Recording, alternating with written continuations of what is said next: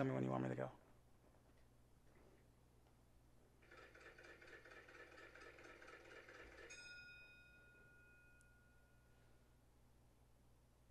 Cool, and we are live. Um, what's up, guys? Redpill Station here. We are here with the Black Panther review. I'm here with Rob Coates. I'm Tony Scroggins, and we're going to talk a little bit about the movie. Just to let you guys know that in the beginning, we're not going to put out the spoilers yet. We're just going to give our first reaction, but I'm thinking we want to kind of get into a little bit of some spoilers about halfway through, just because I think they need to be talked about. They're pretty amazing, and if you've already seen the movie, this will be a really good video for you to watch. So pretty much, Rob, what were your first initial thoughts on the movie? Um, Definitely thought it was amazing. Um, Watching it, my initial reaction, I was able to, see it twice, Hmm. and kind of both had the same type of feeling, masterpiece. You know, both times seeing it, um, but seeing it a second time, you're able to catch some things that you may have missed the first time. But definitely, my initial reaction was amazing. It was a masterpiece, for sure. Nice. Someone for me, shoot, I'll be honest, I wasn't.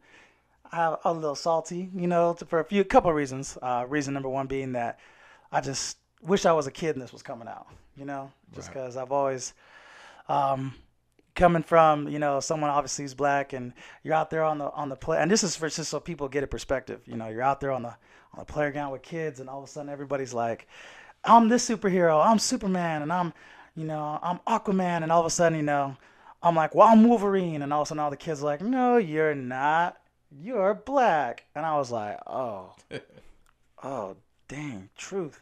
Like I just was like, damn, I can't be that. So I was a little salty at first, so I wasn't too excited, but after watching it, like my mind was blown. I couldn't believe how good it actually was as a film. It literally overcame all my expectations. Like, I just think one of the definitely the top film right now of 2018.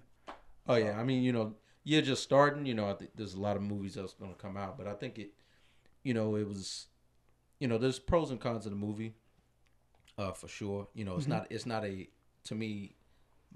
My initial reaction to it is a masterpiece, but that's a combination of kind of how I felt emotionally, Hmm. and then also the structure of the film. Yeah. But it's not without flaws. There are some things that I feel that could be done up, but they're very minute. The pros of the movie, the things that worked amazing. When you get, and we'll get into spoilers here a little bit later, but in particular, these Marvel movies, especially, they've struggled when it Hmm. comes to depicting a good villain.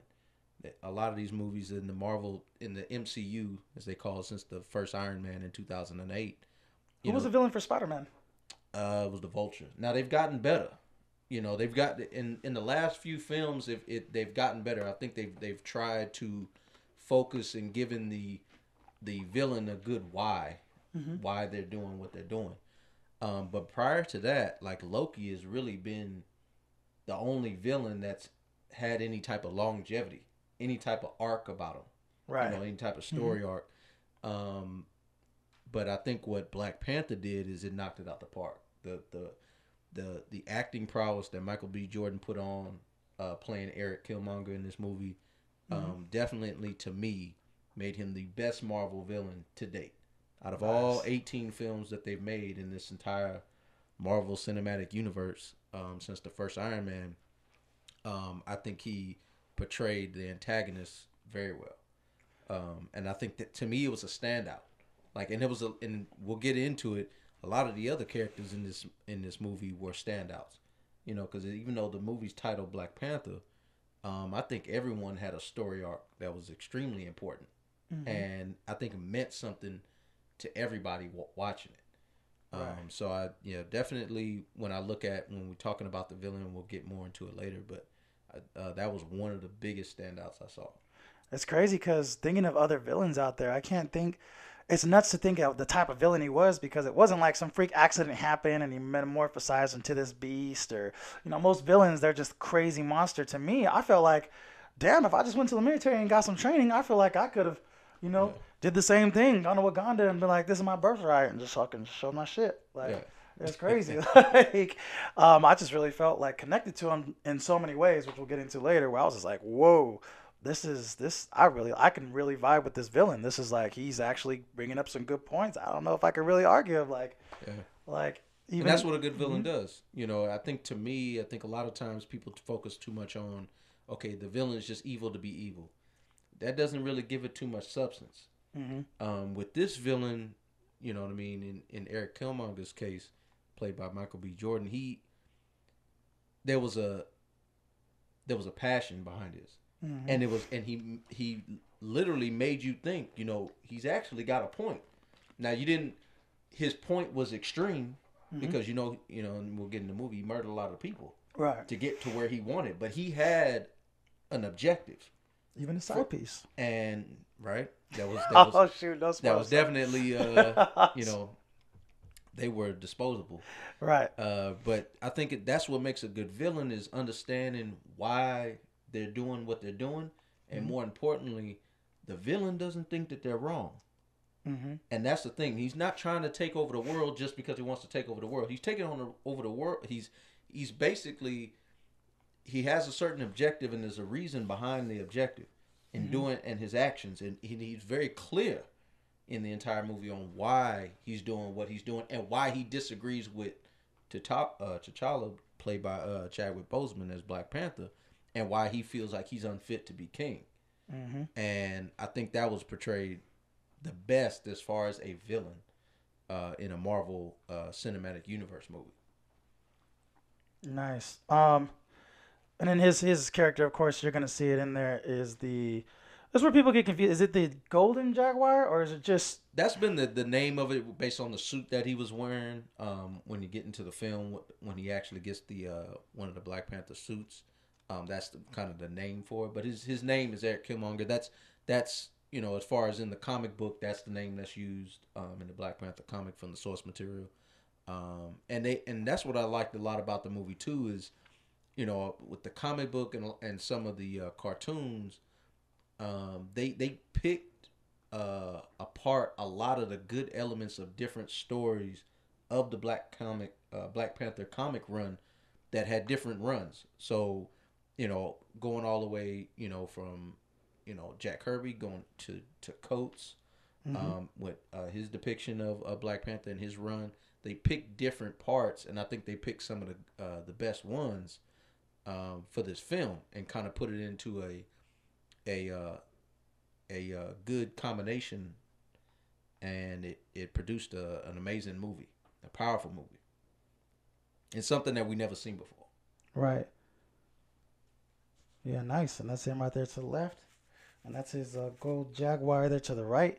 Um, so again, I guess again some of the cons of the movie. Well, actually, what are some more pros? I mean, I like the storyline. I like the whole fact that there's an act. To me, it seemed like there was a background. There was actually a really, really good background that almost seems to happen, Right. like in everyday kind of culture, everyday on an everyday basis to dads and fathers and things like that. That's what I thought was crazy is that the storyline seems so real. It wasn't just your typical story. That's what really got to me. We're like, whoa. Yeah, no, the story was put together. Ryan Hmm. Coogler and the writers of this movie uh, definitely didn't hold punches. Who Um, were the two original people that came up with Jaguar with the whole Black Panther Jack Kirby, Stanley, and Stanley both? Okay, back in got the it. I think it was the '60s. In the '60s. Yeah, and it the movie itself, like you talk about a lot of more of the pros. The story was a big point. Everybody had purpose, Hmm. and when you want to make a good movie, the characters basically the actors have to serve the characters, and the characters have to serve the movie. Right. And I feel like all of that was done like pretty much to perfection when it came Nice. down to the acting. Everybody acted amazing. The cast, I mean, we can talk about the cast, for Forrest Whitaker and Angela Bassett and Chadwick Boseman, Michael B. Jordan, Lupita Nyong'o, Denai Guerrera. Like, there's everyone, Letitia Wright. Hmm. So the cast in this movie from jump, when you talk about prior to this movie coming out, there was a big fever pitch, feeling when it came to this movie. A lot of people were were excited to see this movie, especially this cast. And like you spoke to, dealing with the pros, the story, definitely Ryan Coogler, like I said, directed an amazing film. The character served the story extremely well. When you talk about the story arcs of each individual character, it was important, and it makes you also want to think you want to know more even about them Mm-hmm. because they were such a big part, and even more than that, Wakanda itself was a character in the Yeah, movie. You that's you true. you felt like you were there, Mm-hmm. and I feel like they depicted that greatly. Kind of going to some of the cons, and it's very few, and it's almost nitpicky. I thought that the end scene, the fight scene, I think it was a little CGI heavy. That was one of the things that kind of pulled me out of it. I wish it was much more practical effects. Mm-hmm. Them actually being in their suit. I think the technology when it comes to a lot of those things are you know well within reach of making it a lot more realistic. Mm-hmm. In that sense, and more believable. Now I understand, we're going to use CGI in a lot of these movies, and a lot of times they do that. But I feel like that pulled me out a little bit Right. when it came, because especially when they were falling down, like that looked real cartoony. Like that felt like that could have been done a little bit better. But Right. I mean, that's something small. That doesn't have anything to do with the story or nothing Mm-hmm. like that. The quality of the film, it just had that's something that could have been altered.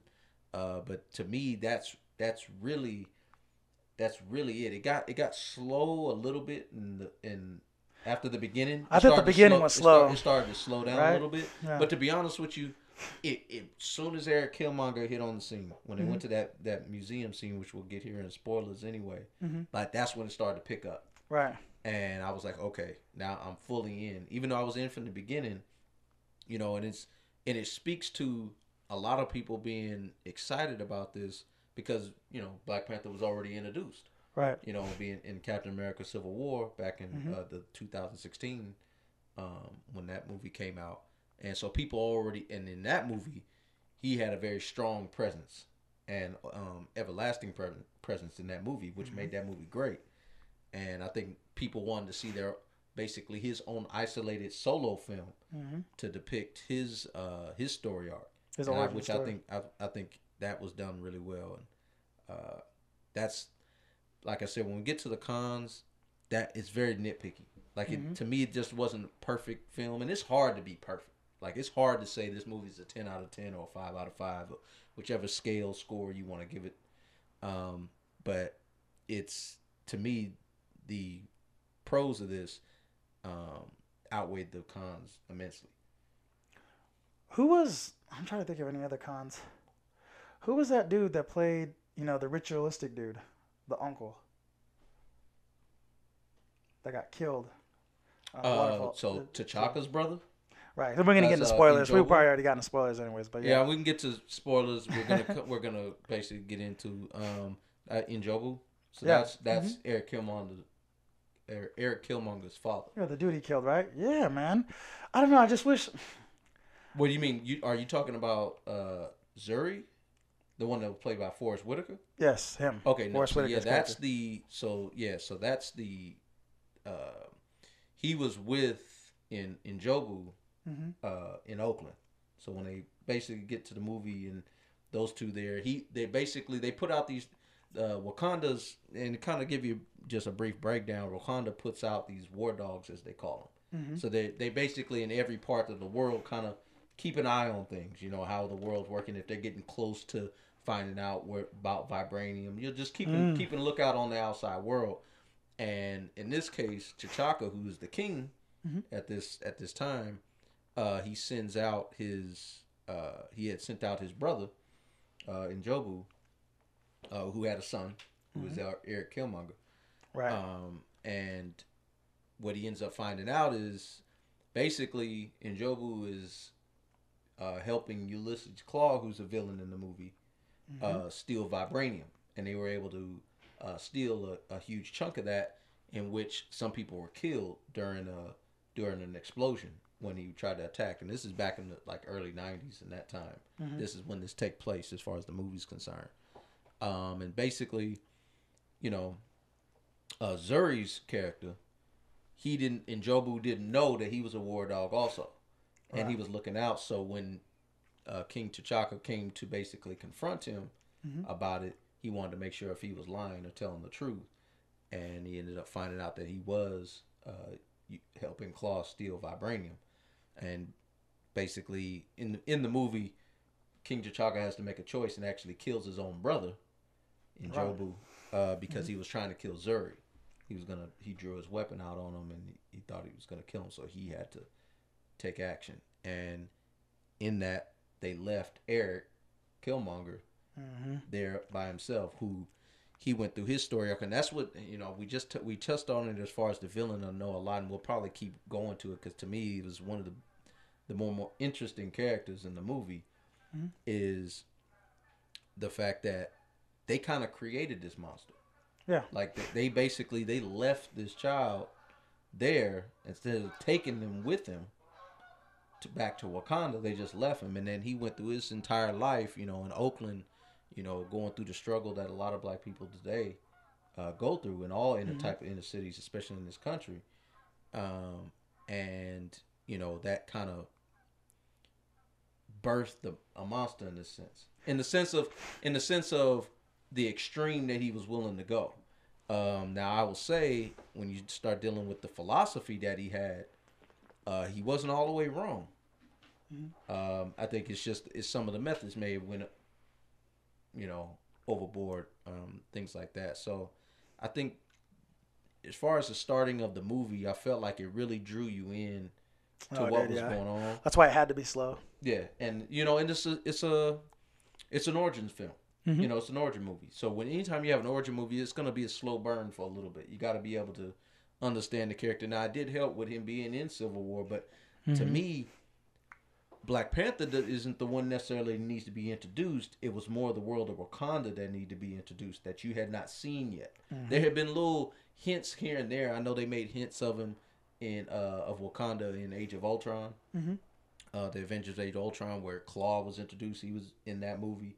So they made little hints, but I felt like this movie was basically designed to flush that out and the other major characters of Wakanda and the royal family. Now we'll get into it later about people's issue with Wakanda, Yeah, we'll the get into fictitious that. place, and it's crazy because I kind of feel like you're way more into comics than me, but maybe you might know this. Going into the comics, I feel that what they're doing with Wakanda and how they're setting it up with their technology, when you know who comes, right, for Infinity Wars, I'm just thinking maybe they have to build it up that way for something like maybe the world doesn't have a chance without the technology of Wakanda. You know what I mean? Yeah. Like maybe that's why they're doing it like that. That's just how I feel, I mean, we'll find out, in May. right? As Yeah. far as with Infinity War, which is, that's it's got a tall order to man to beat.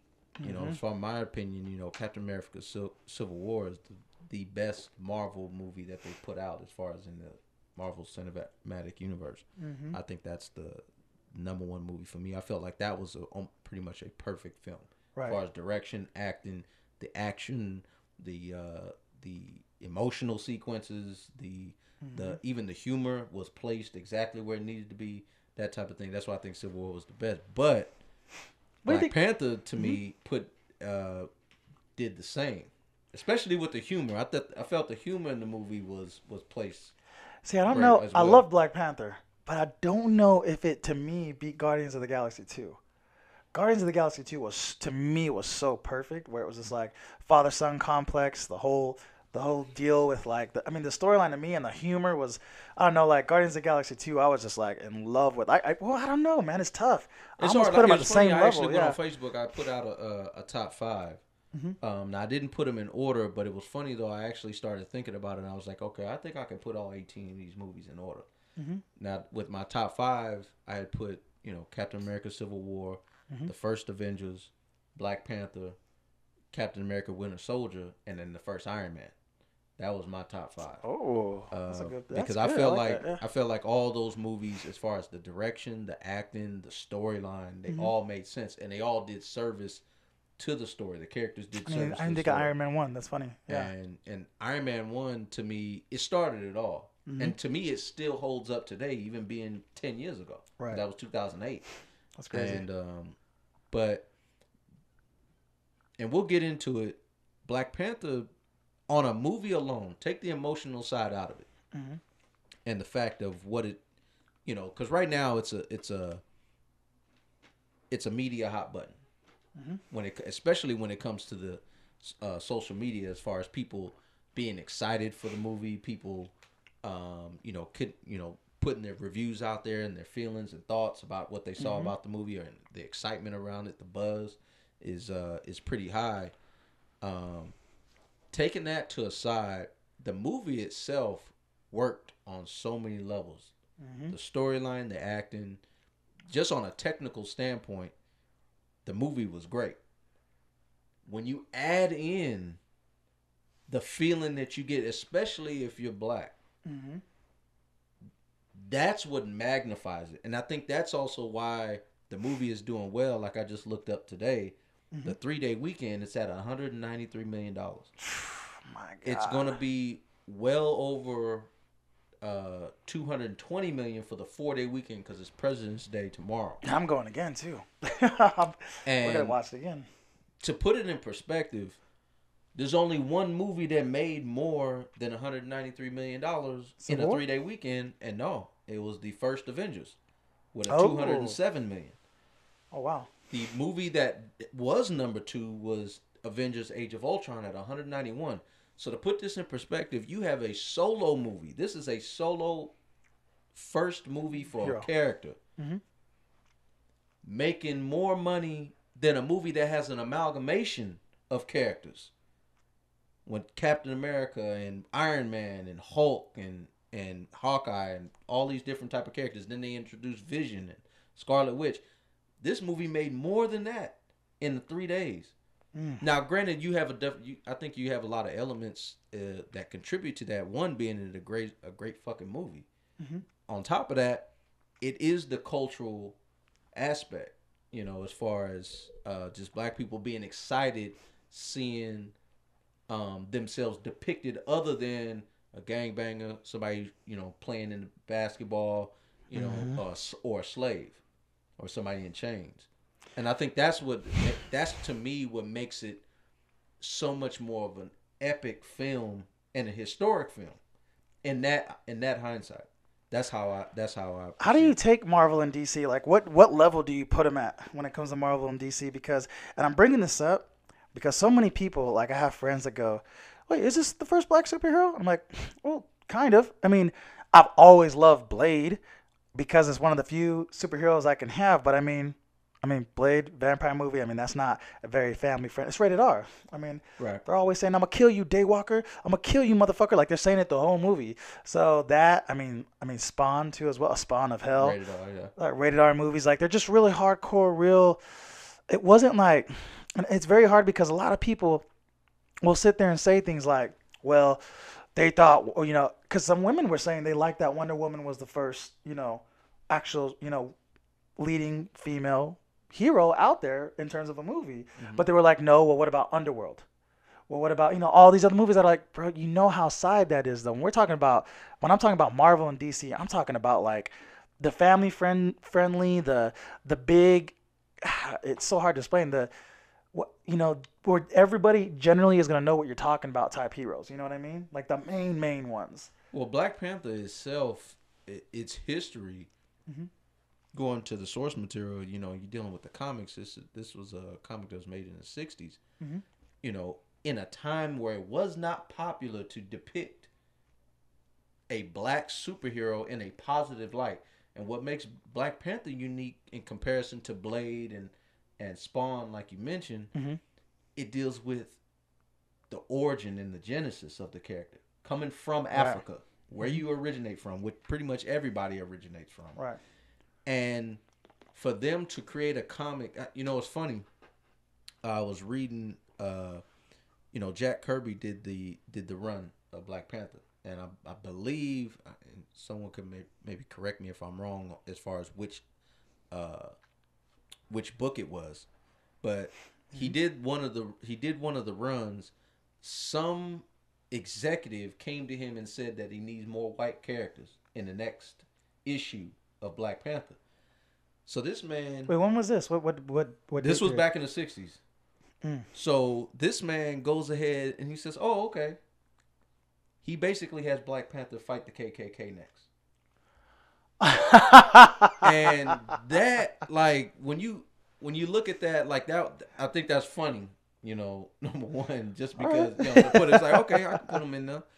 Um, but it's even Black Panther's history is so big, and the fact that it was that they went to Africa, Oh, the can we origin. get this on screen? Here's the issue right here. Oh shit! What's it? In Heart of the Civilization, T'Challa battles the primitive power of the clan. Yeah. Damn! Sacrifice of blood. Look at him just getting that uppercut, almost knocking that mask off. That is hilarious. Wow. But yeah, it's the history. Yeah. It's the origin of the character. Being from Africa. I think, and the fact that it's an advanced nation. This is not a. They didn't depict this as a third world country. They depicted this world of Wakanda as a technological marvel. So much more advanced than any of the outside world, and they protect themselves, and they keep that technology to themselves and away from the outside world because they are afraid of what the world may do if they find out what Wakanda really is about. But I think that Black Panther's history and why this movie is such a big deal in comparison to like Blade and Spawn. Like Blade was great, and I'll be honest with you, I'm a huge fan of number one. We're gonna be Snipes, familiars in the Blade 4. We're right? gonna be familiars. The first Blade I thought was an amazing movie, and I even thought Blade 2 was an amazing movie. Blade 3, not so much. I ain't really a fan of the third one. So I thought it But was kind of cool. all the movies were successful. The franchise was successful financially by Marvel. That was actually the very first financially successful Marvel movie. Now, granted, now we're dealing with studios. New Line owned the movie rights to Blade. So they're the ones who made the movie, but Marvel Comics because of the inspiration. And we owe a lot to that because a lot of movies, they built off that. But Blade never touched on the fact that he was a black character. It was never emphasized in that movie. Now you saw him as a black character, and everybody enjoyed him regardless of what race and ethnicity he was. But Black Panther's origin is such deep rooted in dealing with race. Like there are comic issues, like the one I just mentioned that you showed, dealing with him fighting the Klan. Like, what comic book would have that in there? You know what I mean? And there's other ones where Captain America, Nat Turner, he's fighting the Nazis, and stuff like that. But it's real. It means something. And I think that's really why the importance is funny because with Wesley Snipes in the 90s, he was supposed to play Black Panther. Oh wow! But basically, it was taking too long. The movie studios weren't getting the script right and things like that. And so New Line ended up contacting Wesley Snipes to do Blade. So he went on and did that. So basically, Black Panther never got off the ground. But I think it's a good thing because we're able to see Black Panther. I don't. Basically with a big budget, people need to understand that this movie had almost a $200 million budget. This is the biggest budget for a cast that's all black. Like this is the biggest budget you ever seen. Ryan Coogler, coming from Oakland, went to Sac State. Given this budget and did an amazing job, and he's 3 for 3 now. Because if you look at his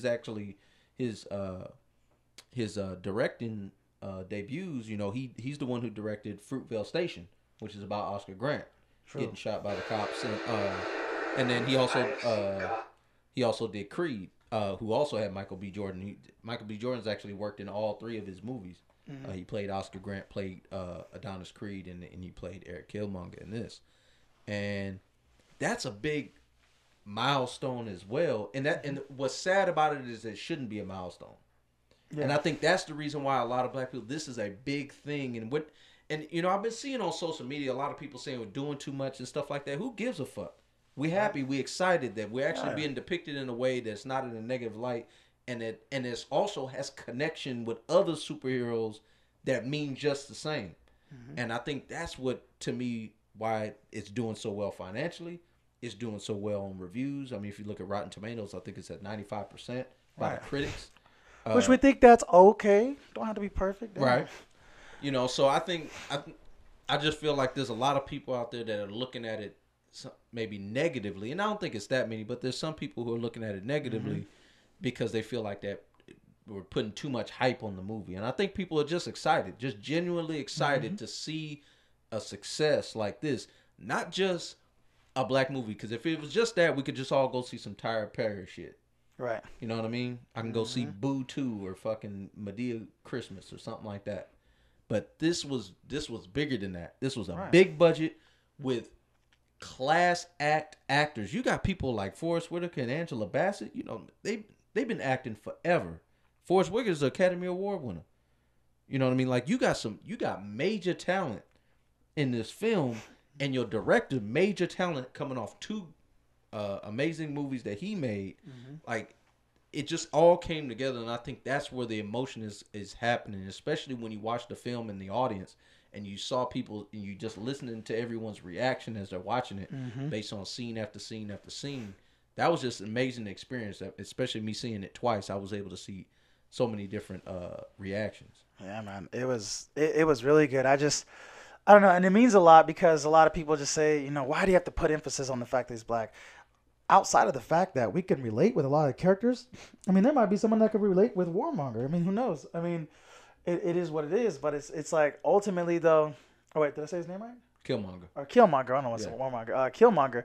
But to me, it's like we could relate on so many levels because we never had that mainstream hero. We've never had that, like a mainstream hero. And then, well, why does race have to be an issue? Again, like I said, because the other characters we couldn't relate too much with. This one from Africa, I mean, he is black. I mean, he's doing cool shit, blowing shit up. Like it's someone that we can relate to more than Wolverine or Superman or someone else that doesn't have my pigmentation. I mean, yes, it's obvious I'm black. Yes, it's obvious you're white and that character's white. To us, it just means a little more. It's like cool. It's like damn. How about you try going your whole 30 years of your life and all heroes are black and all of a sudden a white character comes out of nowhere. You're kind of like, oh shit, a white one. Hey, that's kind of cool. Fuck.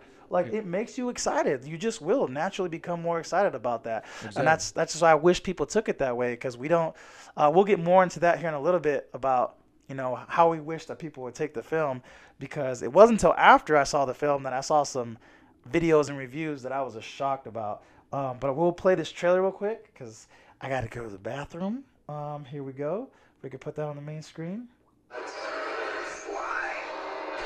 I've seen men build weapons that I couldn't even imagine. I've seen aliens drop from the sky. Yeah. But I have never seen anything like this. How much more are you hiding? Hold up. Let's go.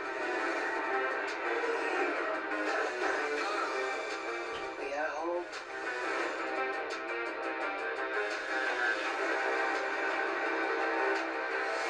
My son, it is your time. Show me my respect and bow down. You get to decide what kind of king you are going to be. Don't freeze. I never freeze.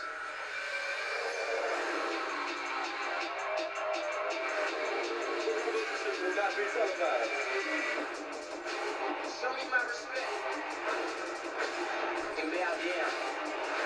We own him. We own him. We own him. Starting now. Cause we own him. The baddest thing they own him. Cause we own him. You know. Cause we own him. I waited my entire life for this. The world's gonna start over. I'ma burn it all. What happens now determines what happens to the rest of the world.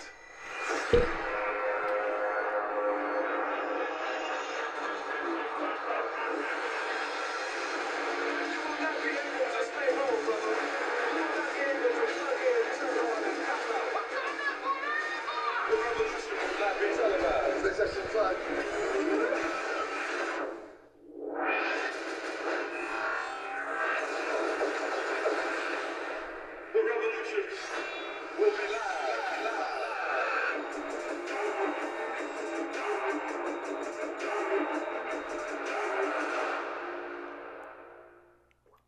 I down there pissed during the whole trailer. Shit. God. Okay. Um. So the next thing we want to talk about is just some comments because I honestly, it just to me it wasn't like I don't think people would make a big deal about it. I was just like, oh yeah, Black Panther's out. I'm I figured excited. there'd be a few here and there. Yeah. No, but nothing too big. But Right. I was kind of not surprised about the quantity because it's still very few in comparison to the positive reviews, or the positive outlook of the movie.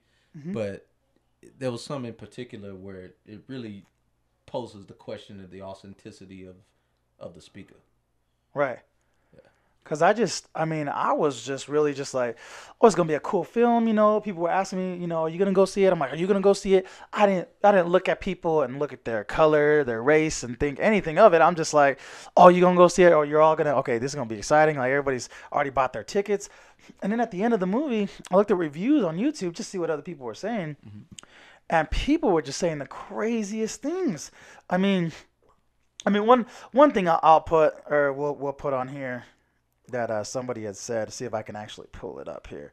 Because you hear a lot of people saying things like, "Well, if you're black, you know, definitely go see the film," or if you're white, don't go into the theater till about a week after. Let the blacks go in and have their fun. It was like, wait, what? Yeah, Like that's crazy like, shit. It Like doesn't make any sense, especially when you're dealing with a film studio that's not a charity. It's not a non-profit. They're in the business to make money. They want everybody that can fit in every seat to be there, no matter what their ethnicity. They care about the color green.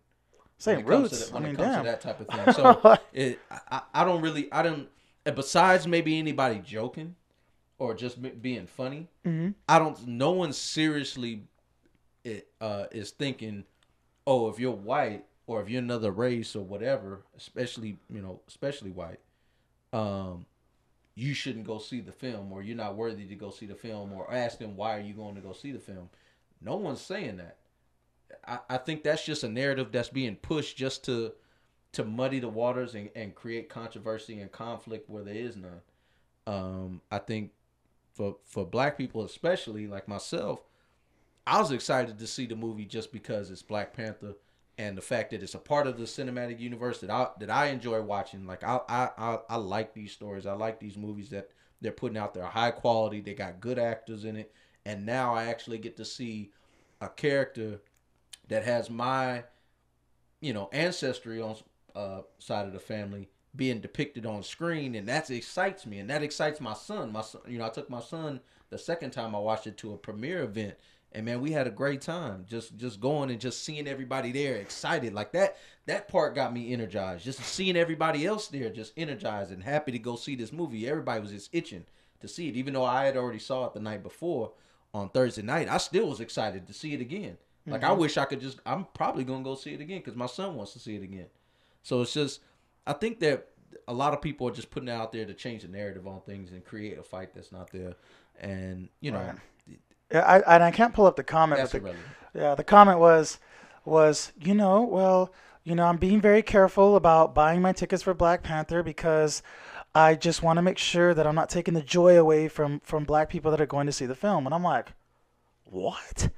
You don't want to give? No black people is making you feel that way. If you feeling that way, that's your own self-guilt inside. There's no black people are telling you or making you feel like you shouldn't go see the film or that you should wait to see the film and you don't want to rob black people of their joy. That's not going to happen. No black people that's going to go. None of us are saying to ourselves, why the fuck is they here? You ruining my time going to see this movie. Nobody's fucking saying that. I'm focusing on T'Challa and Denai Guerrero out there doing their thing. Right. That's what I'm focused on. I don't give a fuck about what you're doing. I'm going there to have fun and enjoy this movie. Yes, does it mean more emotionally for me? Yes, it does. Is it going to maybe alter how I feel about the movie? Yes, I'm human. It is. But in no way, shape, or form do I feel like I'm looking at someone that's white, in this case that we're talking about, feel like they shouldn't be there, and that's going to rob my joy of the movie. To me, that's idiotic. And to me, that's irresponsible. And to me, that's just a narrative that's being pushed by people like Ben Shapiro and we'll get into it. And another guy who made a video, and it's just that narrative that they're pushing out there, and it's nonsensical. Right. I just think it's crazy because if you want to know how we feel, or maybe this is just me, I don't know. But it's like, because we bring up the fact that's more emotional to us. And that's where people get like, oh, God, why? Why? We gave you Obama already. Why? Okay, well, let me explain it. Why it's more emotional to us is because... We stopped lynching y'all. So now you got we stopped lynching y'all. You ain't enslaved anymore. And you got your Black Panther movie. We even now. That's almost like get the fuck out of here. And I'm just like, I guess to put a perspective, you got to really, again, I'm big on perspective. You got to just imagine you're growing up this whole time and, you're getting made fun of, for the color of your skin and you don't really know why you're mad. And all of a sudden, in the middle of school, you're watching the movie Roots, right? And you're watching and you're just sitting there and then, they're saying the word over and over, or Amistad, whatever slave movie they be putting on in school, especially being the only black kid in school. I'm watching this. All the kids are turning and looking at me like, oh, is he offended? Oh my, just looking at me and knowing that they called me the same names that they're calling the black people in the movie. Right. And you're calling me that. You grew up in Arizona, so it's a different, right. Like you were outnumbered. Right. Case. And I'm just getting made fun of all the time, being called the N-word. And it's like, damn, like, so, all this is happening. Now I know why I'm mad because I'm looking at the screen. I'm like, so my ancestors went through that and your ancestors did that to me and you're still calling me that name right now. Mm-hmm. Whoa. Now that word means more to me. Cause the word nigga means a lot more now because, well, you're saying, because some people don't think, that word has power or it has the same power as the word cracker. It doesn't. It doesn't. When you can explain that part. Because when you're dealing with racism, it's prejudice plus power. Mm-hmm. We don't have power. So right. When I call you cracker, it's reactionary. Not saying it's right. Not saying I'm going around calling people cracker. Right. But when they try to make the comparison, and I know we're getting away from the movie, but sometimes these things have to be discussed. Mm-hmm. I remember CNN. I'll never forget this. So CNN had they were talking about the racial slurs, mm-hmm. and how they have the ticker at the bottom, the headline of what the segment is about, right? And they said what word is worse or something. It was something along those lines, mm-hmm. And they had all the different races. They had like 4 different racial slurs on there, and and it was asking the question like, are they all the same or what's worse? I can tell you which one's worse. The motherfucker, the one you can't spell, nigga. It was blurred out. All the other ones, you got cracker and guinea and fucking spick and all that other different type of shit on there, and you can spell those out. But you can't spell the word. Why are you even devoting the whole segment to that bullshit? Like, duh. Like, right? there's a reason behind that. Like, there's so much power when you call someone a crack. That's reactionary for how you feel. So you're trying to make them feel some type of way. But it has no backbone behind it. There's no history behind it. There's no history. There's nothing. That's the point. So to me, to them, that don't even bother white people. And the history... It's not saying it's right. You shouldn't be calling people that. But at the same time, don't try to make the comparison. Right. There is none. And the history connects because of the fact that I'm watching this. I'm still being called this over what I'm watching, and that's my history. Like, so that's what you did to us, and you're still calling me that word. Like, you should have some more respect based on the fact that this history happened. And that's why when they go through and they bring up things like that in Black Panther, when they bring up slavery, when they bring up, us being oppressed and things like that, and that's why I love at the end of the movie. That's my favorite quote. That's my favorite part of the whole movie. It was when he basically. He basically was about to die, and Black Panther brought him up to see the sunset. Something he said was silly, and I want to get into something else too because I totally forgot about it. But then he looks at it and he basically says, we can heal you. Because I was thinking that the whole time. I was like, why don't you guys just take him back and heal him? It's Wakanda, you know what I mean? But that's when he basically said, it's all why. So you could lock me up. Mm-hmm. Yeah. So you could lock me up, and then he says what? Oh, he said no. He said just I want you to bury me with my ancestors, in the ocean from the slave ships. He said because they knew that death was better than bondage. Right. And that was both times that I saw the film, man. That it was like you heard a pin drop. Right. After he said that, and it resonated with so many. Like to me, how I felt, it resonated so much, and to me, I don't feel like it was preachy. that was literally how he felt. Like when you talk about, like we'll get into Killmonger's storyline, but his whole story arc is about him, for one, being abandoned, going through life hard in Oakland, where he had to endure all types of tribulations and stuff like that a lot of people deal with, and then he went through the army, black ops and Iraq, and made all these kills. Like he basically turned into a war machine. Like that's what he was. But he had a certain philosophy and conviction about him that his number one option was to get to Wakanda and fight the Black Panther so he could take the throne. That was his objective. And then once he got the throne, basically put out his plan that, look, I've learned from my colonizers. Now we have the upper hand. Anytime, and he made the statement when he actually took the throne, he said, anytime we made a revolution, we never had the firepower to deal with it, to actually come up out on top. Now we have the upper hand with vibranium and the technology that Wakanda has.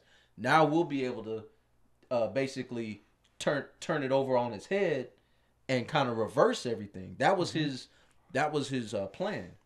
And I kind of felt like a lot of people, in all honesty, you can gravitate toward that inside you for a minute. Like you hear where he's coming from, that pain, and why he's feeling that way. There's a reason why 70% of black kids grow up without their father, and I think that's crazy how it seemed relatable that it was almost like this whole black American versus, an African black type complex in the movie. And it spoke to that a lot. And I think by the end of the movie, T'Challa basically, and he said that line. He said, he's talking to Killmonger while they're in that fight scene in the mine, in the vibranium mine, that you're turning into the monsters that you hate. And it's true. That's what he had become. But it's very split when you look at that. But what I thought was even great about the movie too, especially dealing with T'Challa, Chadwick Boseman playing Black Panther, is that he went through a change as well. He understood with his father and the other kings before him had been making mistakes. For one, the mistake his father made by killing his own brother and then leaving his son. Right. And then the other kings that came before his father not using their resources to help other people that look like them. And Killmonger made that. So I think Killmonger, in this sense, also changed Black Panther and the philosophy of, where Wakanda should stand when it comes to their people, because they are your people. They are just the ancestors of the people who got captured.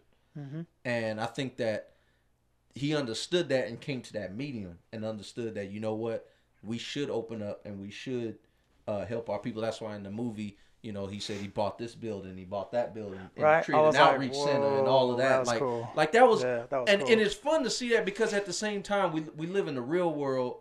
And we wish that part could happen necessarily. But it was good just to see that, because to me that was just such a positive outlook on trying to make a difference. You know what I mean? Like that, to me, that scene meant a lot.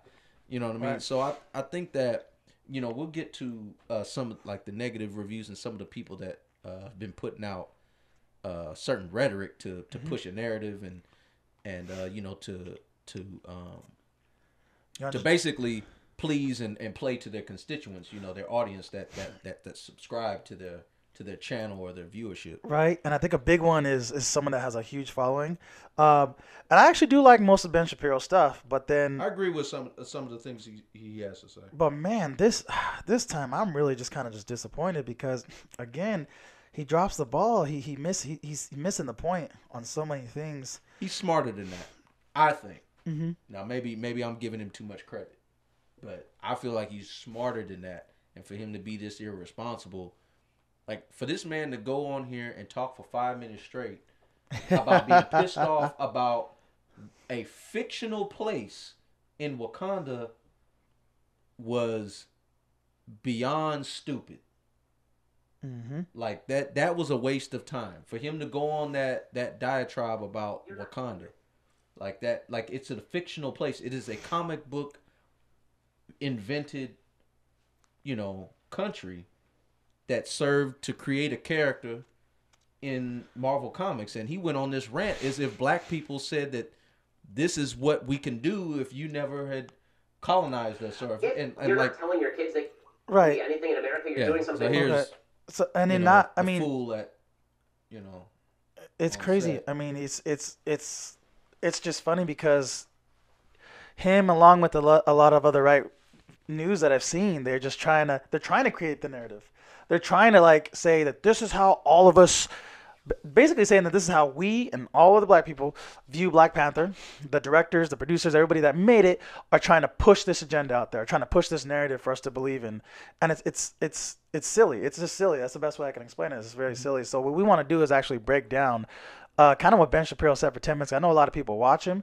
I'm just hoping that, I just wish people had more reaction videos to things like this, because you have a lot of people that may watch Ben Shapiro and go, "Oh, he does make a little sense."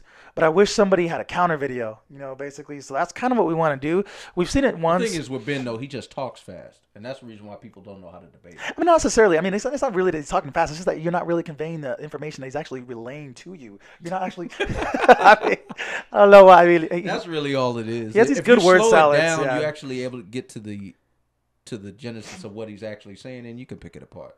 Right. Let me see. So we'll start picking it apart right here. Let me just play it here for a while. If you're not telling your kids they can be anything in America, you're doing something wrong as a parent. And if you had to wait until Black Panther came out, right? We heard this about Barack Obama when Oh, wait, let's stop it there. Do you want to say anything on what he just said there? In regards to, If you're not being a good parent Oh. and telling your child he could be anything he wants, yeah, that's kind of almost against what he actually says, because he's against the transgender narrative battery. and stuff like that, and he for him to just say that and say your kids can be whatever they want to be, it's kind of funny that he says that, or he starts his video off that way, which is another topic that we can talk about, but I just thought that was funny. that was funny. You got no video on this one? That one's good. It's actually the one that's looking at all of you guys. Oh, it might have died. You just kind of just go back and forth on this thing. Okay. You think it died? The 6, yeah, probably died. Possibly. Oh, no worries. We'll just kind of jump back and forth for me and him, and then yeah, cool. Oh, I can't really move too much. I worked out legs.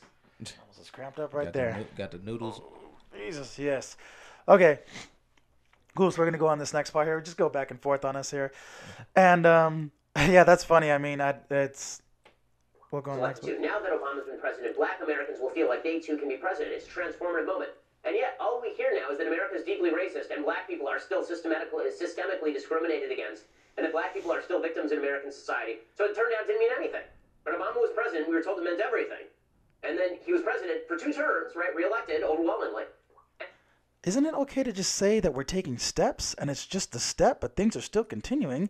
It's like your father could be an alcoholic, beating your entire family every day, but if he decides, look, for 30 days, I'm not going to drink alcohol. That doesn't make him not abusive. That doesn't make him not combative. That doesn't make him not an alcoholic. He's just taking the correct steps, maybe, to continue to do something. I think what the biggest problem is, and especially with Ben Shapiro, and I don't know what's in his heart. I don't know what's in his soul, but I know what the rhetoric he spits out to his constituents and his audience, and they feed off of that. A lot of the stuff that I think that a lot of white people kind of grasp onto, and it seems like that's as a collective, how they feel is, okay, when are we going to get over this? When are we going to be even, guys? like, okay, we stopped lynching you. Okay. We gave you the civil rights. Okay. We made, affirmative action. Okay. You elected a Black president. Okay. 2 terms, just like he said. Mm-hmm. And then, okay, now you got a Black Panther movie. Like, what else do you need? It seems like every single time Black people actually get excited about some type of progression, mm-hmm. some type of narrative change that is not the same as it was 300 years ago, mm-hmm. And trying to get out of it, it always seems like white people saying, okay, is this it? Is this what it is that's going to be enough that we don't have to talk? Like, that's what it keeps getting to. It's hilarious. And Ben Shapiro's an idiot when he talks about that type of thing, because he acts like he knows what he's saying. Exactly. And you don't. It seems like you don't talk to any Black people whatsoever. And the ones that you do, Coon. I don't know. I don't think he talks to any of them. I really do think he does not have a Black friend. I think he needs to.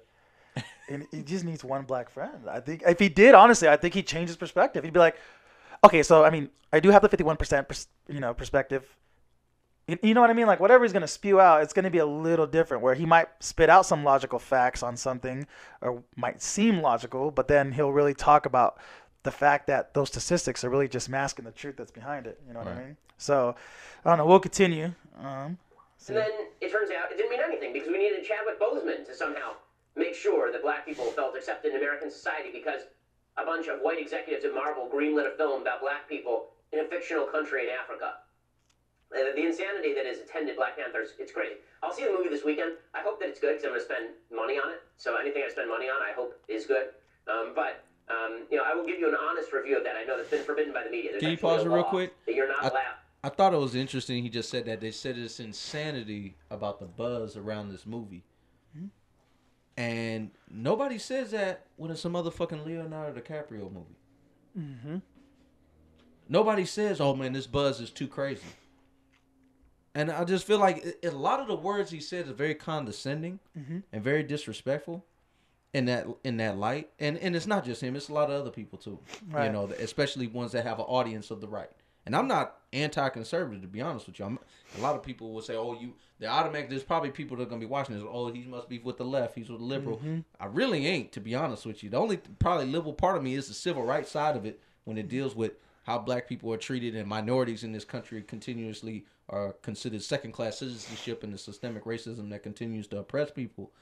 That's the side where they lean on saying, "Oh, I'm on with the left," but shit, I'm not for anti-gun laws and nothing like that. Like gun control and all that. I'm not with that game. So there's a lot of things that for one, we have an issue with trying to put everybody in a box and a label, and that's because when you do that, you're easily attacked. Right. Because then they can just attack Whatever. what your political affiliation is and not what you're actually saying. And to me, that's a cop out. Exactly. And Ben Shapiro does that a lot with a lot of people. They just don't know how to debate it. A lot of time when you're talking to somebody like that, who you basically have to hold them down to what actually the discussion is about, and not let them go off on tangents and stuff like that basically take your attention away from the main issue. Exactly. Let me see. What was his next point that he said? Something else, maybe. To give your opinion on Black Panther. Emily Locke-Duvall, I think Summer. Oh, so he just finished saying, that people don't have a right to. Oh, we can't give our opinion on Black Panther. Like, basically, I think he's referring to the fact that Rotten Tomatoes had like a couple of bad reviews on it. And what did you see? What the review was? I've seen and I read them. Just for myself because I wanted to see because it has overwhelmingly great reviews. Like if you look at the critic score, like I swear when you scroll down, you go down to the critic score, it shows that it has a red tomato or green splat. Green splat meaning they don't like it. The red tomato means it was positive review. That's how it's scored on Rotten Tomatoes. Got it. By the critics, not the audience score. That's different. That's when me or you could just go on there and do that. Right. But for the critics' reviews, I looked at them because I just wanted to see if they didn't like it, what they didn't like. For the most part, like I read a lot of them, there was no situation where they just were like anti-Black Panther or anything like that. A lot of them were just,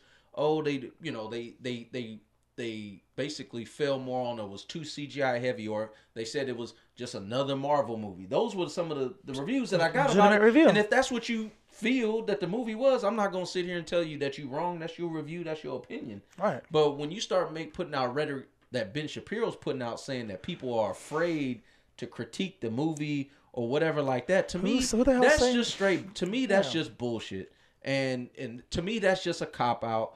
And nobody's here afraid of you or anybody who thinks like you as far as giving out a movie. If the movie fucking sucks, I'll say it fucking sucks. Right. Like Denzel said it in, Remember the Titans. He said, I don't scratch my nose unless it itches. I don't dance unless I hear some music. I'm not going to be intimidated.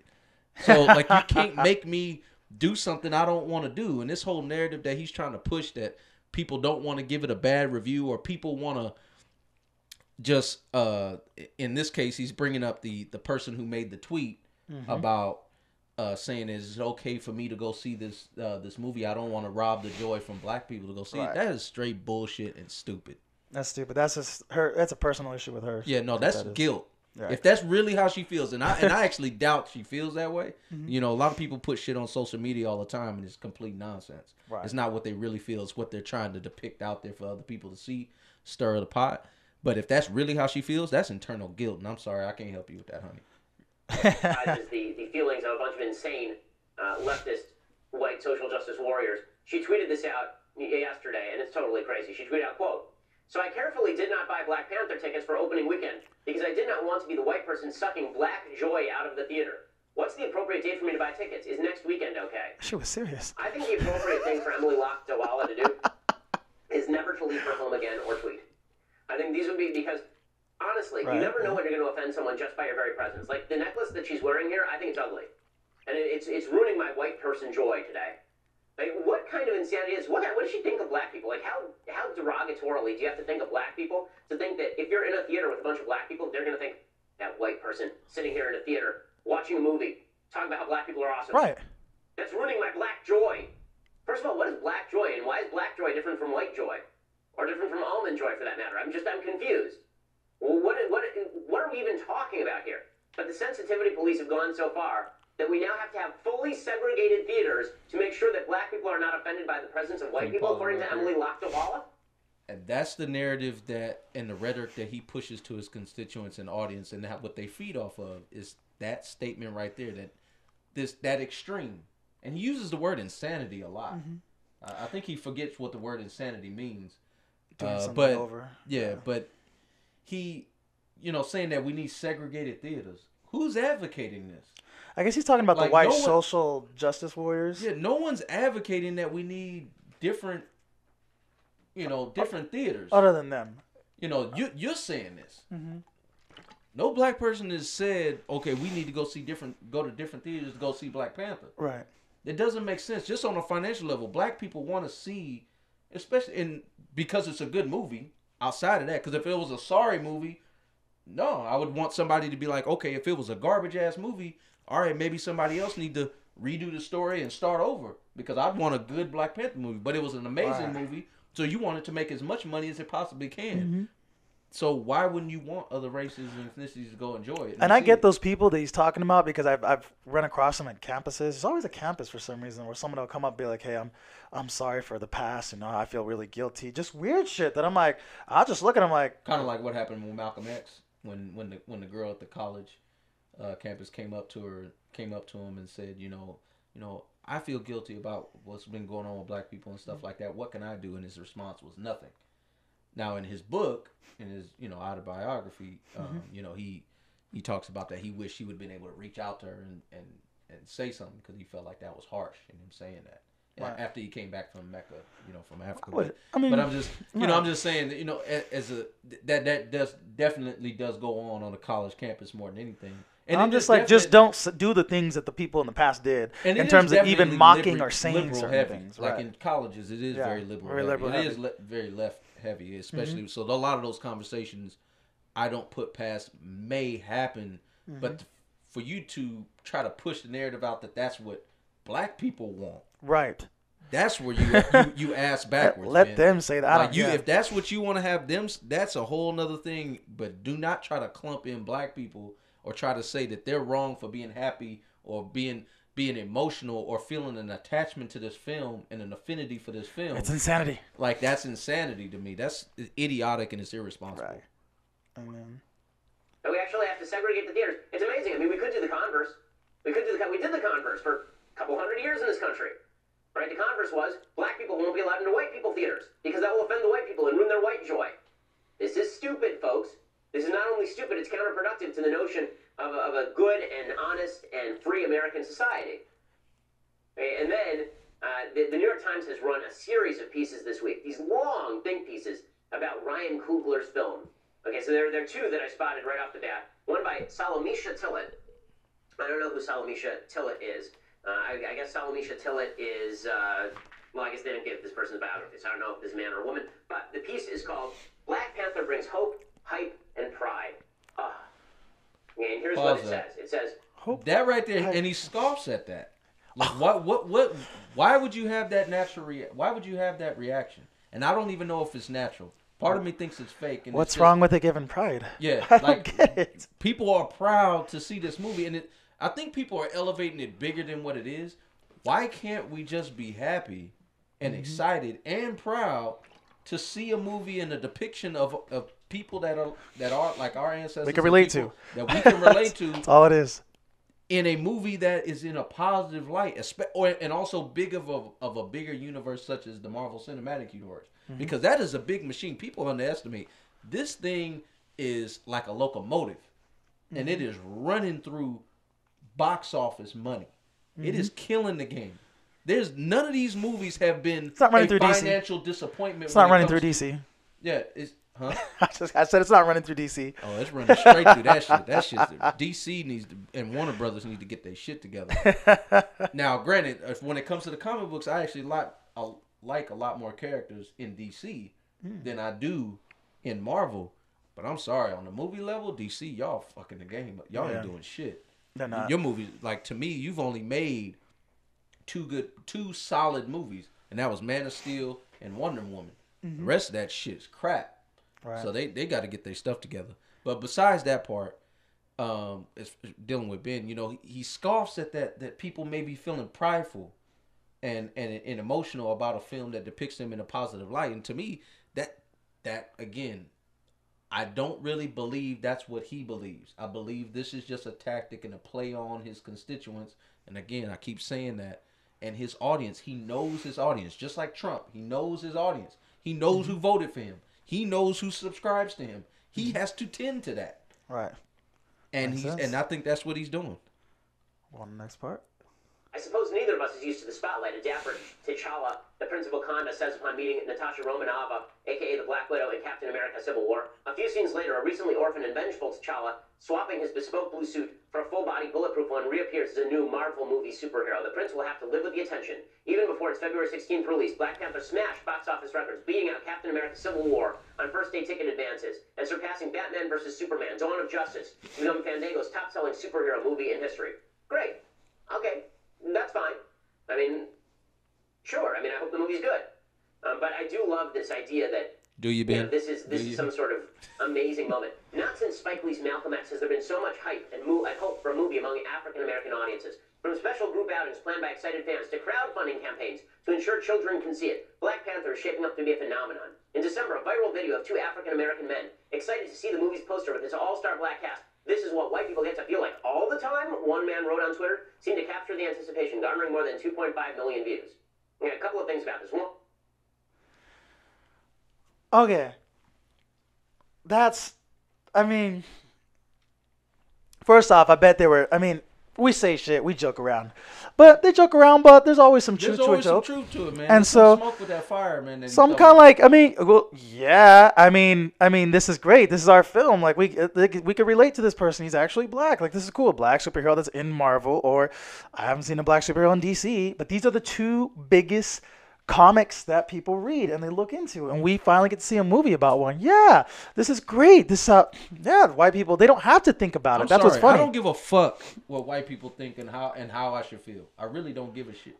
Exactly. I don't care about that. Like, and that's my person. And what frustrates me is when they're trying to push a narrative to make other people feel like we should feel bad for feeling. We shouldn't be too excited, or we shouldn't be excited, or that you're trying to make it seem like we think that Chadwick Boseman and his depiction of Black Panther and Ryan Coogler directing this movie is bigger than Obama becoming president. No one's making that comparison. Right. It's just in the Hollywood and the film world, black people have been depicted in a specific way.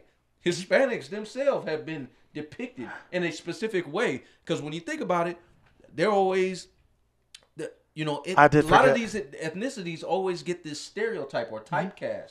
When a lot of these in Hollywood, and it's been this way for a long time. Now, is it getting better? Yes. And this movie is a step in the right direction, and this is the first one where we feel emotionally attached. I did forget a hero. Who? Black man? And this is what I mean. Man? I guarantee no one else thought of this hero. I don't care who's watching this. No one remembered this hero. But this is what I'm talking about. I'll give you one last chance to think of the hero. Can't, bro. Exactly. Hancock. Oh, yeah. That was our... why weren't we big about that?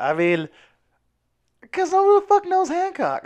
Because it was made up. I think it was because it was made up, and I think people did like it. I mean, I thought it was cool. That's cool. And I thought it was a kind of a cool idea to create a brand new superhero, and Will Smith playing it, but it has no source material behind it. Right. People are missing the fact that that's why Blade, even as amazing as Blade was, and the franchise was financially successful and critics successful. The difference between that and Black Panther, for one, I think is the history of Black Panther, the character, number one. The other part is it's a part of the Marvel Cinematic Universe that where all these different characters are coming together, and this is his story. Right. And his story of his world. That's what makes it even better, because you feel like you're a part of something. It's not about separatism.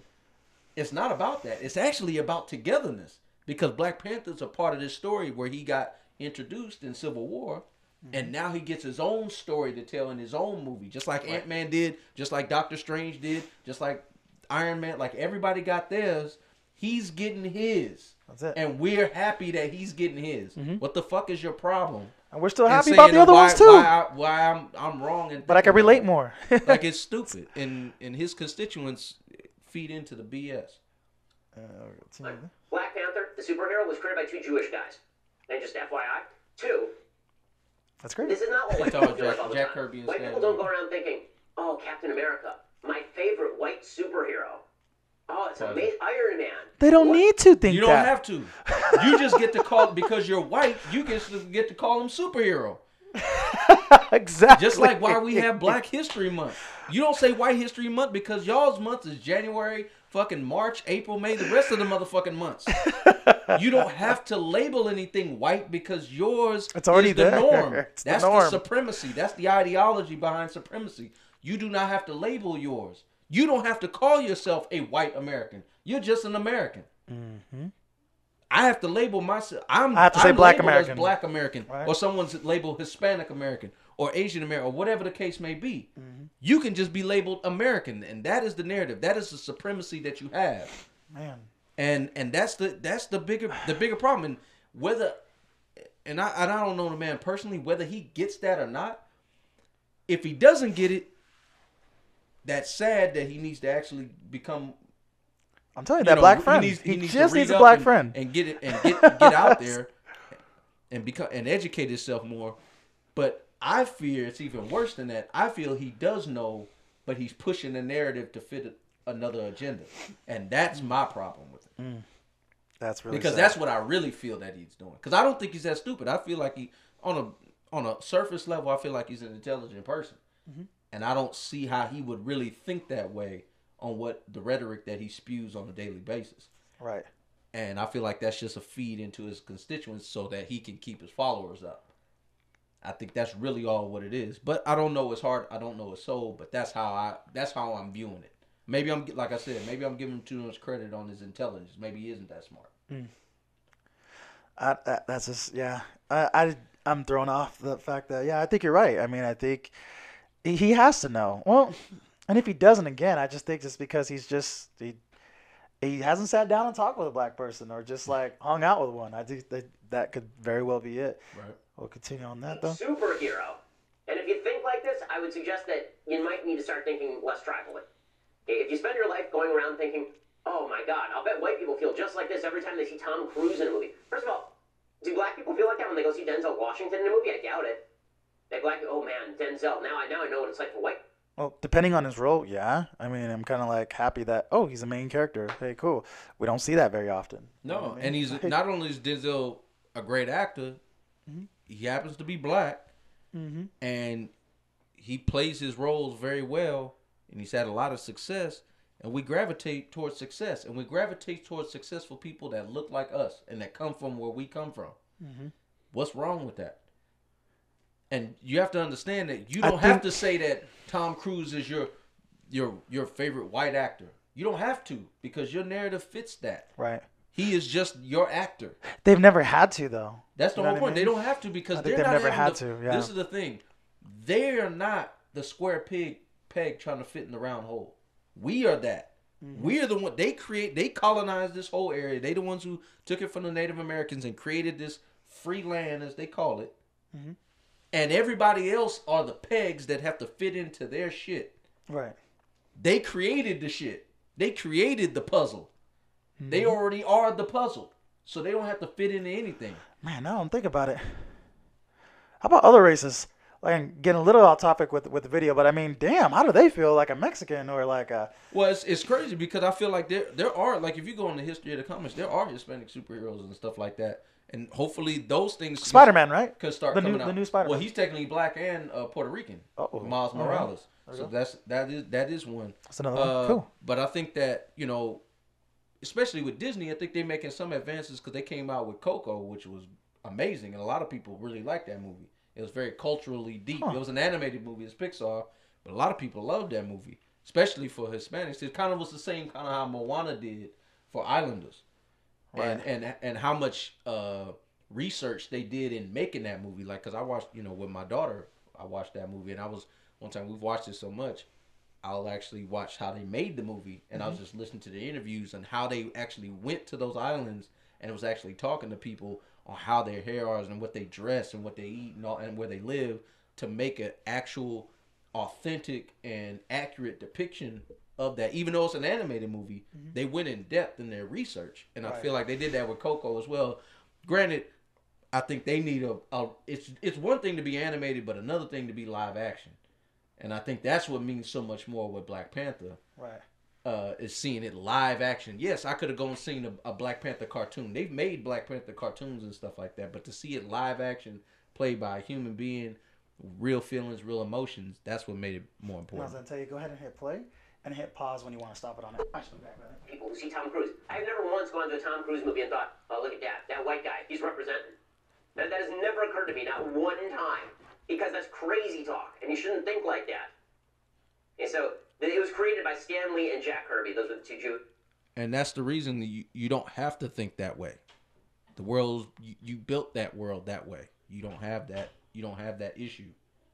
Guys. And now Ta-Nehisi Coates has written a new series of comic books. By the way, Ta-Nehisi Coates' comic books are garbage. I've read them. They're so bad, the Black Panther comic books. So I hope the movie is much better than the comic books. But here's Deirdre Hallman. Listen to this. Wakanda is a kind of black utopia. This is the country where this takes place. Wakanda is a kind of black utopia in our fight against colonialism and imperial control of black land and black people by white people, said Deirdre Hallman, a founder of the annual Black Comic Book Festival at the Schomburg Center for Research in Black Culture in Harlem. To the black imagination, that means everything. In a comic book, it is reality. And through a major motion picture, it's even more tangibly and artistically a reality we can explore for ourselves. There's so much power that's drawn from the notion there was a community, a nation that resisted colonization and infiltration and subjugation. So a few things about this. One, sorry to break it, folks, Wakanda is not a real place. It does not exist. It is just as real as Asgard. Okay, it's not a thing. Okay, number two, this idea that it's a fight against colonialism and imperial control. Here is the reason why so many people are going crazy over this. So one of the reasons people are going crazy over this is that supposedly the Wakanda, the country of Wakanda in the movie, I haven't seen the movie yet, so this is speculation based on all of the news reports. The country of Wakanda has basically been separated from society for a long time. So it's sort of like 17th century imperial Japan, right? This man is literally going on to a soliloquy about Yes, this Lord. fictitious country that was created for a comic book. Like, that's what's hilarious about this and nonsensical, is the fact that you really devoted this much time to talk about a fictitious world that was created by comic book writers and illustrators, and you're speaking as if people actually believe this place exists. Mm-hmm. And you're using it in a way to try to push the narrative on people that we feel that, yeah, we can create this now, making it way too much bigger than it is. But this is his only way to please his constituents and push the narrative that we're out of line for being emotionally happy and seeing this movie. Right. And it's really sad that he would go to these lengths to do that. Like, I would rather you just said, man, the movie sucked and went about your Right. day. Right. Like, I really didn't save me listening to this bullshit, and which is much more dangerous because it feeds into the hate and separation of white people and black people and all the different types of races, and it's sad. Right. separated from the rest of the world for a long time. White people have not come in. There's been no trade with the outside world except through vibranium, which I guess is some material, some alien material that landed there and is extraordinarily valuable and is used in weaponry like Captain America's shield. And they've been able to guard from the influences of outside culture. And therefore, according to the movie, Wakanda is the most technologically advanced country on planet Earth. It is incredibly advanced.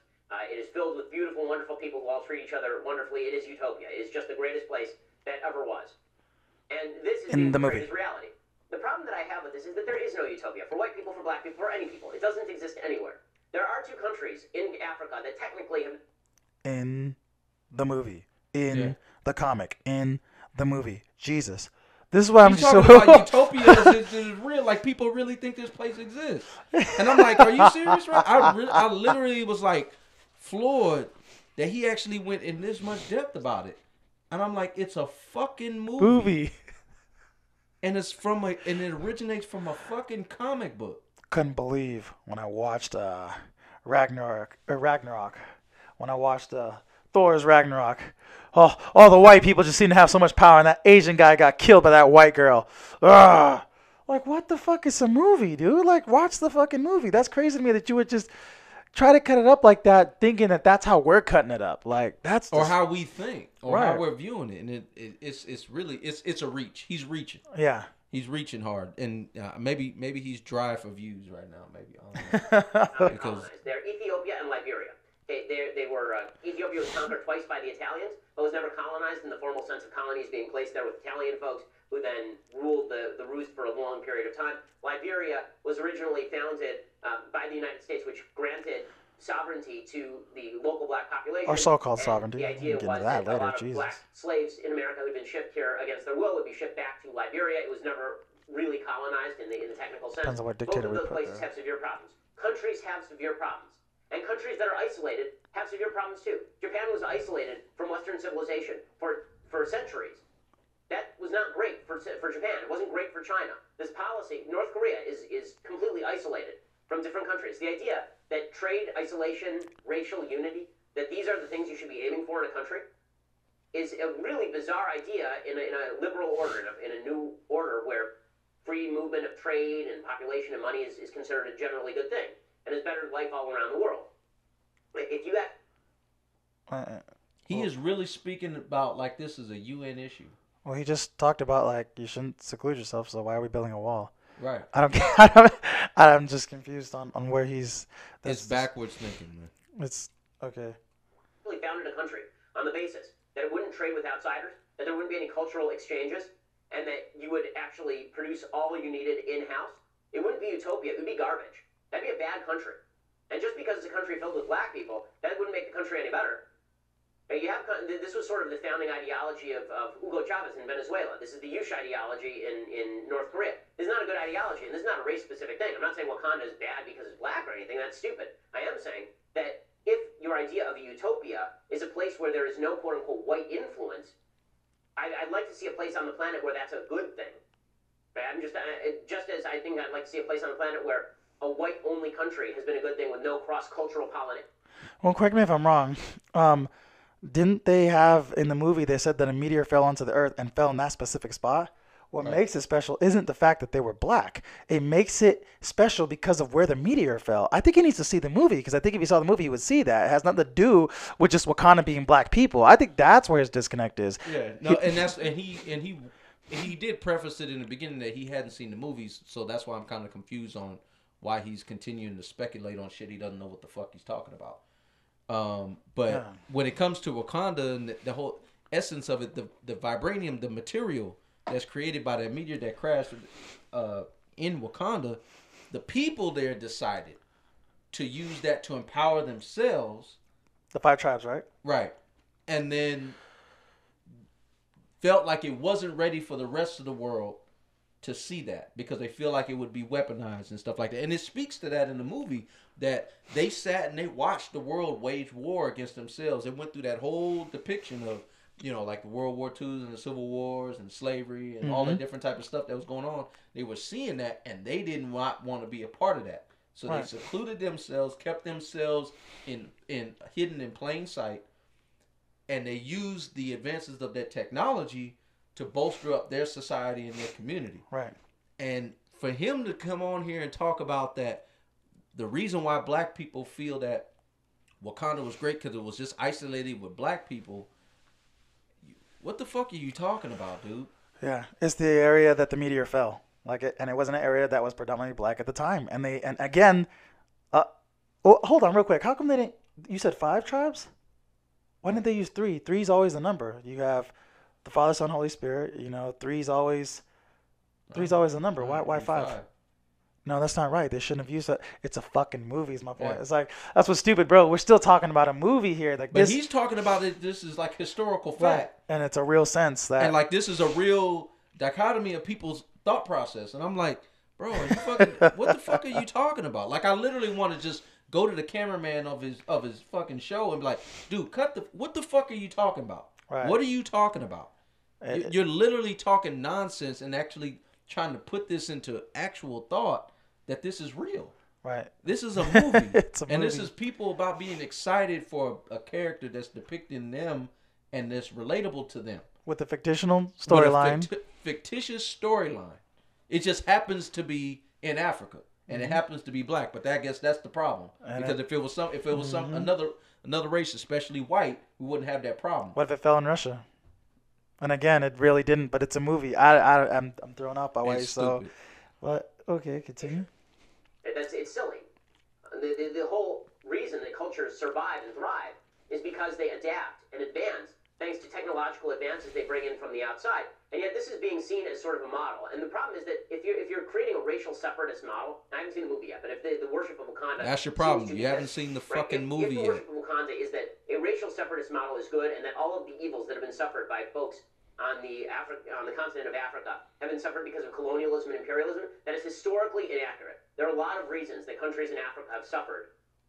It's okay to be historically inaccurate because it's a fictitious movie. I'm just still. But he's really talking about the colonialization of countries and and stuff like that. And to me, I actually disagree with him.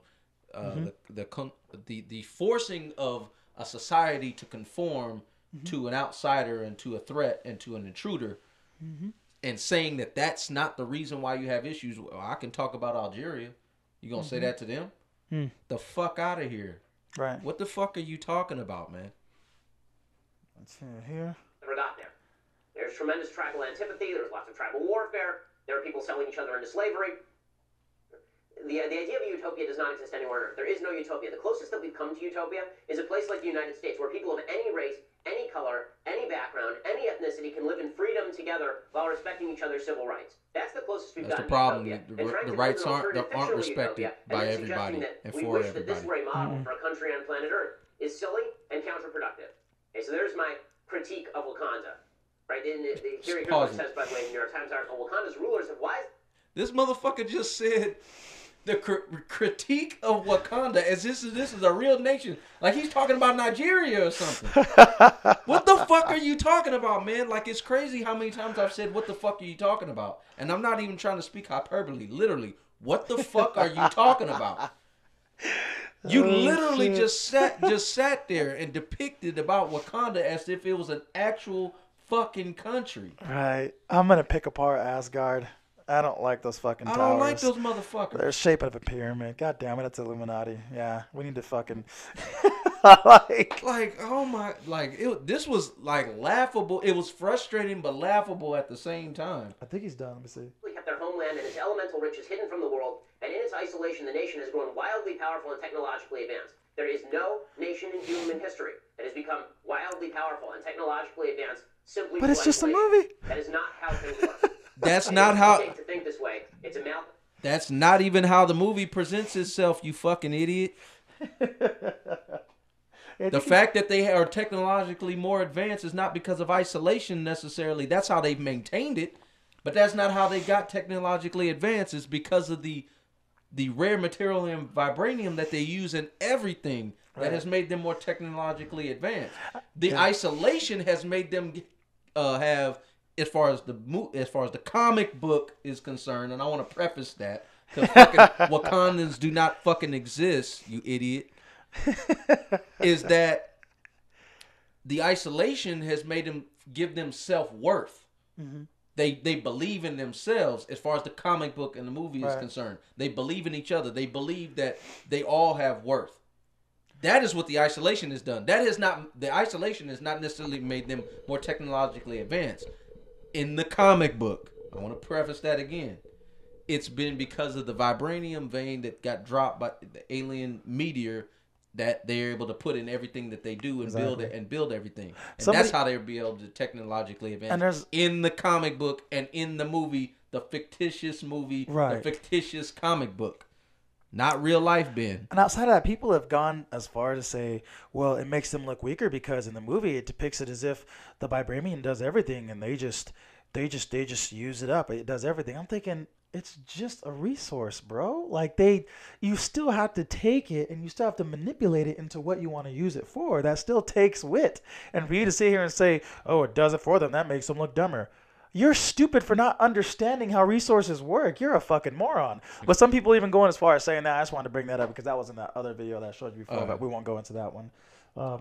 That didn't deserve much time. Neither does this really, but I feel like this need to be talked about just because how this will be viewed and how much more of a poor narrative this pushes out to people. Right. And I feel like it needs to be talked about and it needs to be dissected and, to me, humiliated.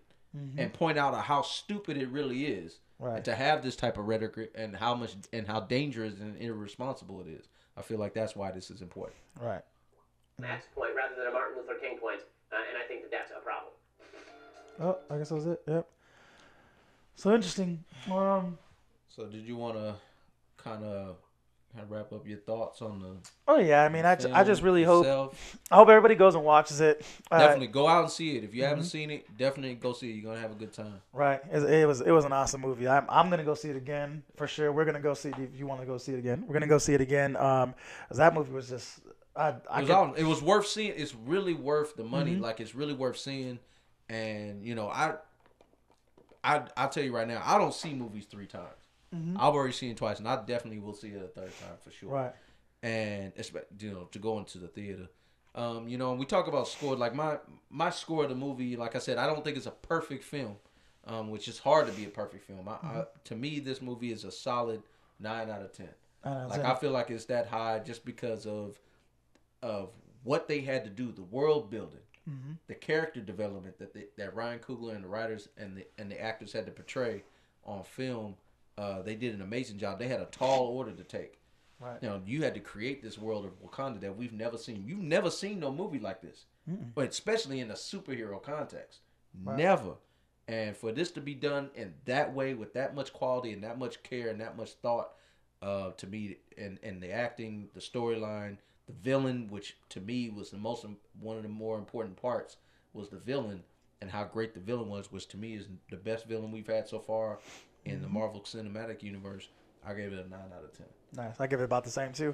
9 out of 10. Like it was solid. Everything was there. You got the action.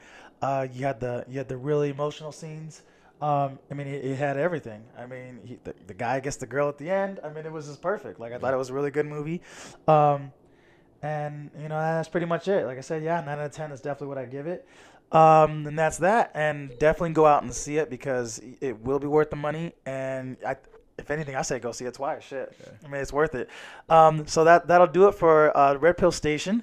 I want to also let everybody know that we are going to be doing another podcast. It's going to be on aliens.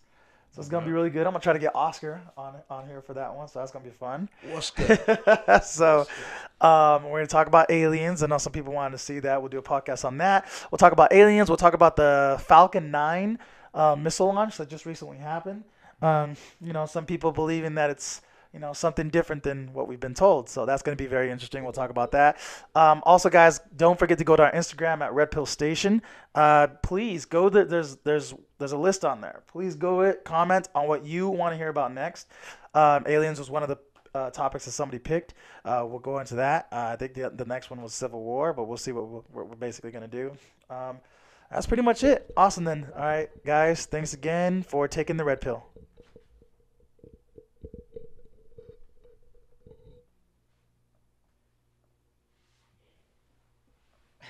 What?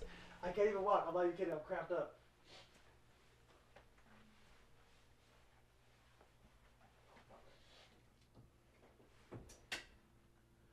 Oh yeah, this one died.